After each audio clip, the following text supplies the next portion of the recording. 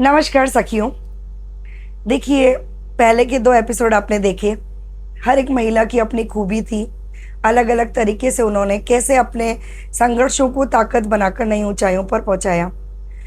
भगवान जब किसी को कोई रचनात्मकता देता है, कोई आर्ट फॉर्म देता है, तो वो एक नेमत होती है। हर एक आर्ट अपने आप में अद्भुत होती है। तो आज हम जिनकी बात कर रहे हैं उनसे आप मिलेंगे तो उनकी कला इतनी बेमिसाल है कि जिस पर वो हाथ रख देती हैं वो पत्थर भी सोना बन जाता है। मतलब यदि हमारी कोई आकांक्षाएं, हमारी इच्छाएं, वो अपने प्यार, अपनत्व, अपने हाथ के हुनर से उसको कुछ ऐसा नया बना देती हैं कि वो हमारे लिए अद्भुत हो जाता है। हर नए ओकेज़न पे, बर्थडे हो, एनिवर्सरी हो, शादी हो, कोई अच्छा फंक्शन हो, जैसी हम डिमांड करते हैं वैसे ही हमारी इच्छाओं को पूरा करने के लिए वो जी जान लगा देती हैं और हमें कुछ ऐसा बनाकर देती हैं कि जिसे हम वो देना चाहते हैं उसका दिल खुश हो जाता है। जी हाँ, हम बात कर रहे हैं हुनर की कलाकार कृतिका विजयवर्गीय जी का। जय श्री कृष्ण। हेलो कृतिका। जय श्री कृष्ण। जय श्री कृष्णा। अब आपको क्या बताएं इनकी कला के बारे में। कृतिका जी बहुत बड़ी आर्टिस्ट हैं, हैंडीक्राफ्ट आइटम्स बनाती हैं, बहुत बड़ी एंटरप्रेन्योर हैं, वर्कशॉप्स ऑर्गेनाइज करती हैं और अब तक मुझे लगता है कई सारे, शायद काउंटिंग इन्हें भी नहीं पता होगी, इतने सारे आर्टिकल्स इन्होंने बनाए हैं। और आप जो देख रहे हैं ये हमारे आसपास, ये सब कुछ इनकी रचनात्मकता का कमाल है, इनकी कौशल का कमाल है। तो आइए जानते हैं कृतिका जी की जर्नी के बारे में। हाय कृतिका, कैसे हो? बस बढ़िया, बहुत अच्छे से। अच्छे हो? देखिए कृतिका, बहुत सारी चीज़ें होती है वो हमारी एजुकेशन से आती हैं, बहुत सारी चीज़ें होती हैं वो हमें किसी फील्ड में ले जाने से आती हैं, बट जो रचनात्मकता होती है, अपनी क्रिएटिविटी होती है, वो हमारे अंदर होती है। आपको कब पता चला कि मुझे इसी फील्ड में आना है? बचपन में हम लोग छोटे छोटे मम्मी, दादी, नानी इन सबको चीजें बनाते हुए देखते थे, तो क्रिएटिविटी तो हमें बचपन में ही थी। हम उनको देखते थे, ऑब्जर्व करते थे, सीखते थे। लेकिन जैसे जैसे हम बड़े हुए तो उस चीज का एक पैशन हो गया कि हमें कुछ बनाना है, कुछ अच्छा बनाना है। तो मेरे को हमेशा लगता था कि कोई सामने चीज पड़ी, वेस्ट आर्टिकल होता था, लेके उसको फटाफट से बना कुछ नया क्रिएटिव कर देती थी। फिर मेरी शादी हुई। शादी के बाद मैंने इस चीज को ड्रॉप कर दिया था, लेकिन कुछ सरकमस्टांसेस ऐसे हुए कि मुझे अपनी जॉब को ड्रॉप करना पड़ा। True. फिर मैं घर पे बैठे बैठे थोड़ा सा अकेलापन ऐसा महसूस करने लगी, तो मैंने अपनी जो ये छुपी हुई कला थी, जो मैं इसको बहुत पहले बंद कर चुकी थी, मैंने इसको वापस से स्टार्ट करा। और फिर जब मैंने इसको स्टार्ट करा तो लोगों ने इसको अप्रिशिएट करना चालू करा, और फिर मैं इसको अपने धीरे धीरे करके मैं इसको अपने बिजनेस में लेकर आई। परफेक्ट। सो जब हम सोचते हैं कि ये बस हम कुछ नहीं कर पाएंगे, हम आगे कैसे बढ़ेंगे, वहीं से शायद हमारी नई शुरुआत होती है। आपको ऐसा लगा कि ठीक है, घर में हमें बाहर नहीं जाना है या समाओ हम बाहर टाइम नहीं दे सकते हैं, तो हम हमारी जो अंदर की स्किल है उसको डेवलप करके कुछ ऐसा करें कि हमारा इनर स्ट्रेंथ भी सेटिस्फाई हो और घर में भी कुछ अर्निंग हो जाए। राइट। इसी से हुआ था। ऐसा कौन सा आर्ट फॉर्म है जो आपको सबसे ज्यादा पसंद है, जिसको करने से आपको सेटिस्फेक्शन मिलता है? जितने भी आर्ट फॉर्म्स हैं वो बहुत अच्छे होते हैं, मतलब उनको करने में हमेशा मन को सेटिस्फेक्शन मिलता है। लेकिन जो राजस्थान का मांडना आर्ट है, जब मैं उसको बनाती हूँ, क्योंकि वो एक इंडियन आर्ट फॉर्म का एक पार्ट है, तो मुझे एक इंटरनली फीलिंग होती है। और जब आप कभी डिप्रेस हो तो आप उस आर्ट फॉर्म को बनाते हो, तो आप अपनी जो सारे आसपास की नेगेटिविटी होती है आप उसको बिल्कुल भूल जाते हो, और वो बिल्कुल इमोशन से जुड़ी हुई होती है। परफेक्ट। अच्छा, तो जैसे हम ये देखना चाहेंगे। हाँ, क्योंकि हम इसको जब बनाते हैं तो हर एक लाइन बिल्कुल डीपली बनी हुई होती है। दिखने में एक छोटा सा आर्टिकल लगता है, लेकिन ये बनाने में इसको 3 से 4 दिन लगते हैं। राइट।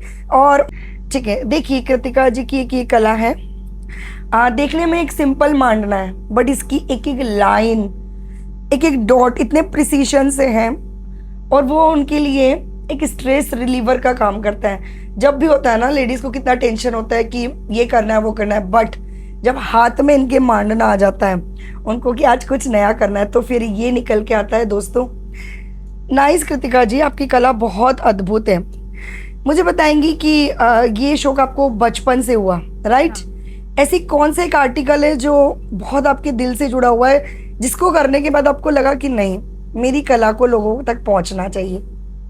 जब मैं छोटी थी तो मेरे दादाजी को, वो इंटेक में भी मेंबर थे, और बहुत बड़े पर्सनैलिटी थे, तो उनको ऐसा लगता था कि हमारी संस्कृति विलुप्त होती जा रही है, इसको बढ़ावा मिलना चाहिए।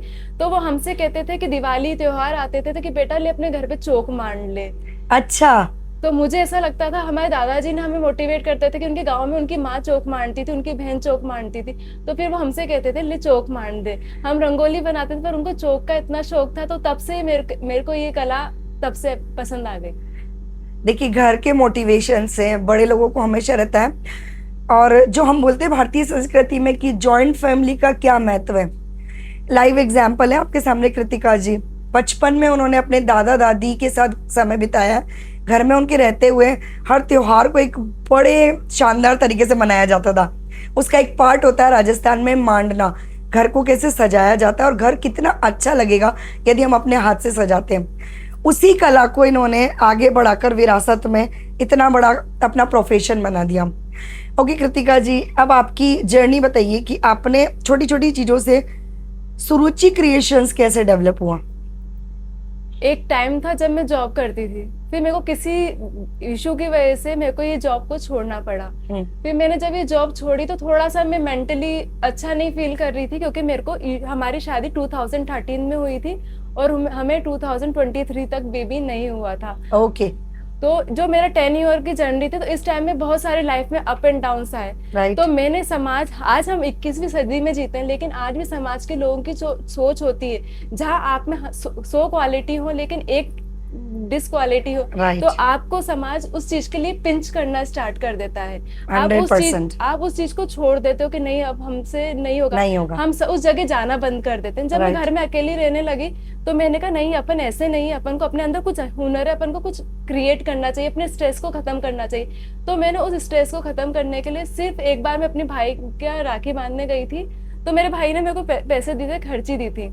तो फिर मैं ऐसे मम्मी के साथ मार्केट गई, तो मैंने कहा यार इससे कुछ ऐसा खरीदे कि अपन को कुछ काम आए। Right. तो मैंने उससे आर्ट एंड क्राफ्ट का मटेरियल परचेज कर लिया। राइट। फिर जब मैंने आर्ट एंड क्राफ्ट का मटेरियल परचेज करा, तो मैंने उस टाइम पे उस राखी के पैसे से अगले साल के लिए राखी धीरे धीरे बनाना चालू कर। वाह वाह वाह। और पहली बार मैंने कोई शर्म नहीं करी कि मैं अपनी राखियों को कैसे सेल करूंगी, क्या करूंगी। हाँ। बस मैंने राखियां बनाई अपनी खुशी के लिए। हाँ। मेरे मन में उस टाइम नहीं था कि मुझे ये सेल करनी है। ठीक है। जब मेरी राखियां बनी, सबको बहुत अच्छी लगी, अच्छा। तो लोगों ने उसकी डिमांड करना स्टार्ट करा, और जो मेरी स्टार्टिंग थी वो सिर्फ 1500 रुपए से थी। ओ, हाँ, यही मेरा अगला क्वेश्चन इसी से था कि ये एक ऐसा बिजनेस है जो कई लेडीज ऐसी होती हैं कि वो ज्यादा इन्वेस्टमेंट नहीं कर सकती, राइट। लो स्किल बिजनेस जिसे कह सकते हैं कि क्या मिनिमम अमाउंट। सो 1500 रुपए से आपने वो जर्नी स्टार्ट करी, थोड़ा सा सामान लाके, कुछ चीजें वेस्ट मटेरियल हमारे घर में रखे रहते हैं उनसे मिला के आपने राखी बनाना शुरू किया, मांडने के बनाए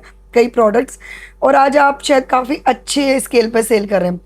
अब आप मुझे बताएंगे कि कहाँ कहाँ वर्कशॉप देते हैं और कौन कौन से ऐसे फ्रीक्वेंट फेयर है जहाँ आप अपने स्टॉल्स लगाते हैं। जितनी भी बड़ी बड़ी एग्जीबिशंस लगती हैं उनमें मैं अपनी स्टॉल्स लगाती हूँ सूरुचि क्रिएशंस के नाम से। अच्छा। और कुछ लोकल मार्केट है, कुछ मेरे कस्टमर्स ऐसे हैं जिनके रिलेटिव्स फॉरेन में रहते हैं। अच्छा। वो यहाँ से मेरे से, वहां से उनसे ऑर्डर लेते हैं, बल्क में मैं यहाँ से उनके ऑर्डर्स रेडी करती हूँ और वो लोग वहां पर मेरे से मंगवाते हैं। ग्रेट। सो लो स्किल बिजनेस को इंटरनेशनल लेवल तक लेके जाना, ये भी अपने आप में अद्भुत बात है। किसी में छोटा सा भी हुनर हो, उसको कैसे बड़ा करना है, तो कृतिका जी से मिलिए, वो बताएंगी। कृतिका जी, जैसे कि कई स्टेजेस ऐसी होती हैं कि कई लेडीज को ऐसा होता है काफी टाइम बाद लगता है कि मुझे कुछ करना है, उन्हें इच्छा भी होती है अंदर से करने की, तो क्या वो ऐसा पॉइंट है जब कि वो शुरू कर दे, या आप उनकी हेल्प कर सकती है कि यस उन्हें आगे बढ़ाने के लिए किस तरह से हम उन्हें आगे बढ़ा सकते हैं। उनको सबसे पहले अपने अंदर के डर को खत्म करना पड़ेगा। परफेक्ट। और अपने अंदर सबसे पहले उनको शर्म छोड़नी पड़ेगी, क्योंकि कोई भी काम छोटा या बड़ा नहीं होता। True. हम अपने आप को सेटिस्फाई करने के लिए कोई काम करते हैं, हम किसी को खुश करने के लिए काम नहीं करते। True. जब आप उसका अपने अंदर के डर को खत्म कर दोगे और कि मेरे को उस चीज को करना ही है, तो आप उस काम को बहुत अच्छे से कर पाओगे और चीजें देख देख के आप ऑब्जर्व करने लग जाओगे। आपके अंदर अपने आप परफेक्शन और कॉन्फिडेंस आने लग जाएगा। सही बात है, कोई भी काम छोटा या बड़ा नहीं होता, सच बात है। अच्छा, आपकी जो प्राइसिंग होती है, जैसे हैंडमेड मटेरियल है, मेहनत तो बहुत लगती है फॉर श्योर, बट कभी कभी ऐसा होता है कुछ चीजें मार्केट से महंगी होती हैं, राइट? तो प्राइसिंग में या कभी कोई ऐसा किस्सा हुआ कि लोगों को लगा यार बहुत महंगा है, पर वो घूम के आए सब जगह से, फिर भी उन्होंने आपसे परचेज किया, ऐसा कभी कुछ हुआ? ऐसा बहुत बार होता है। जैसे आपने मेरा ये आर्टिकल देखा, Right. जैसे मैंने ये बनाया है, अब इसको बनाने में मुझे 10 दिन लगे, क्योंकि इसमें आप देखो कितना माइनर वर्क हुआ हाँ, है। ट्रू। बहुत सफाई से और छोटा अगर छोटा। मैं इसको सेल करने जाऊंगी, मैं उनसे बोलूंगी 1500 रुपीज का है, तो सामने वाला कहेगा ये तो गुल्लक ही 1500 रुपीज, हम क्यों पे करें। राइट। पर आप इसमें बनाने में जो टाइम लगता है, जो मेहनत लगती है, जो इमोशंस लगते हैं, हाँ, वो आपको मैनुअल वर्क है। एक एक काम आपको अपने स्टॉक से, एक एक स्टॉक आपको इसमें लगाना है। हाँ, टाइम कंज्यूमिंग है, तो जो आपका टाइम कंज्यूमिंग है, मैनुअल वर्क है, तो इसलिए आपको इसमें टाइम लगता है, इसलिए हमारी कॉस्टिंग्स जो होती हैं वो इनकी ज्यादा होती हैं। देखिए, हम जब कोई चीज मार्केट से खरीदते देते हैं वो एक अलग होता है, बट जब हम अपनी भावनाओं को उसमें उतार कर देते हैं तो हमारे दिल को छूने वाला गिफ्ट होता है। सो दोस्तों, दिल से बनाई हुई चीजें कभी भी महंगी नहीं होती हैं, अनमोल होती हैं।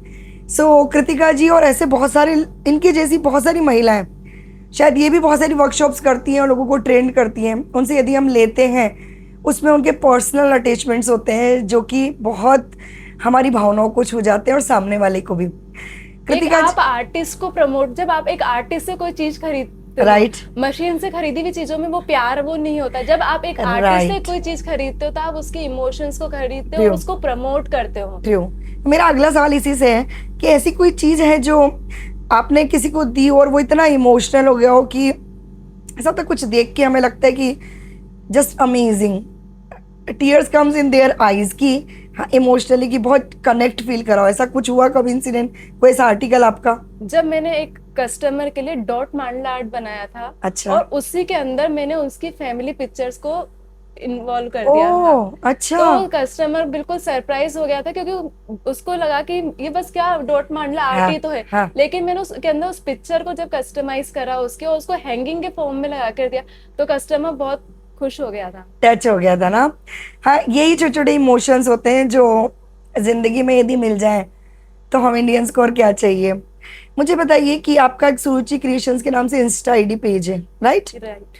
तो डिजिटली ऑफलाइन और ऑनलाइन, ठीक है, क्या फर्क पाती हैं आप कि सोशल मीडिया बहुत इफेक्टिव होता है अपने काम को दिखाने के लिए? सोशल मीडिया भी इफेक्टिव होता है, लेकिन जो एक आर्टिस्ट होता है उसके लिए जो ऑफलाइन मार्केट होता है वो और ज्यादा इफेक्टिव होता है, क्योंकि हम उस जगह, अब कस्टमर हमारे सामने होता है, तो हम Right. उसको हमारे आर्टिकल के बारे में डिटेल में बता सकते हैं।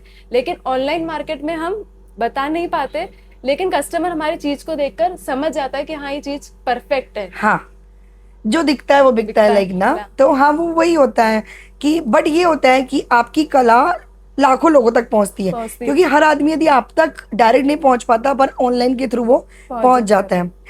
अब मुझे आप बताएंगे कि यदि हम यंग जनरेशन को कोई ऐसा मैसेज देना चाहें कि उन्हें शुरुआत कहाँ से, कैसे और कब करनी है, अपनी टैलेंट को कैसे पहचानना है, क्या बोलना चाहेंगे उनके बारे में?